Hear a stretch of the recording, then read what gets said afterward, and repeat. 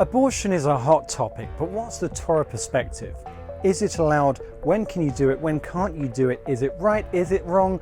We have a lot of questions. Shalom, I'm Marcus Fried. Please subscribe to the channel for more updates and content. The Jewish view on abortion is complicated. It's not entirely forbidden, it's not entirely prohibited, but as with many issues, it depends on a few things. The book of Genesis, Bereshit, says that one who sheds the blood of another person will have his blood shed. The book of Exodus gives an example where two people fight, one of them pushes a pregnant woman and she has a miscarriage. The Talmud then quotes the verse about shedding blood and explains that the person who was killed was the fetus. This is a game changer because it recognizes the fetus as a human life. The 2nd century Mishnah then brings an interesting dilemma. What happens if a mother is having difficulty giving birth and is in a life-threatening situation and can only be saved if you perform a partial birth abortion? What do you do? The rabbis teach that you can abort the baby from the womb to save the mother's life, but if the majority of the baby has come out, then it's a free-for-all and you can't do anything to the baby. The 12th century commentator Rashi clarifies that the baby is protected once its head has come out and it's taken its first breath. This situation is complicated. Then there's the scenario of a pregnant woman who's on her way to be executed.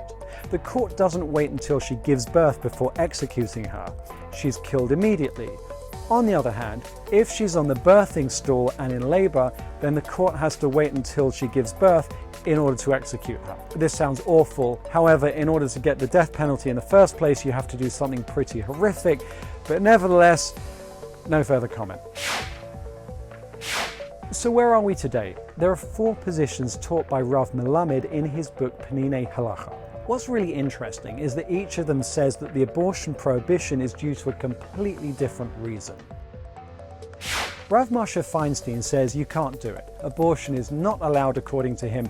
No way, end of story. Some authorities say that abortion is not murder, but it is considered havala, which is the category of causing bodily harm. You can't cut off someone's limbs, and the fetus is considered a limb of the mother. Another opinion says that abortion is hashata, which is deliberate destruction. Men are forbidden to waste their seed because that's a kind of destruction, so kal vachomer, all the more so with a fetus that has already begun to develop.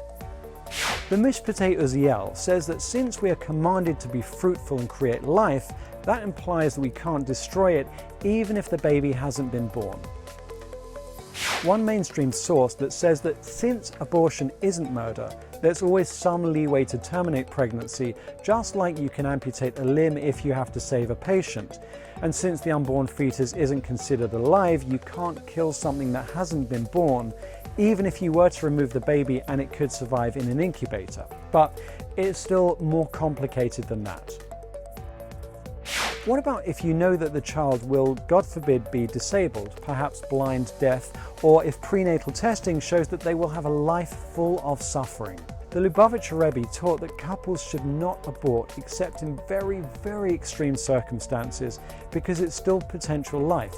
However, a God-fearing religious doctor should be consulted in conjunction with an expert rabbi who has specialist knowledge in this area. So that's a brief overview, but if you have specific questions, please contact your LOR, your local Orthodox rabbi. Thank you for joining us. I hope you found this helpful. Please subscribe to the channel and come back soon. I'm Marcus Fried. Shalom.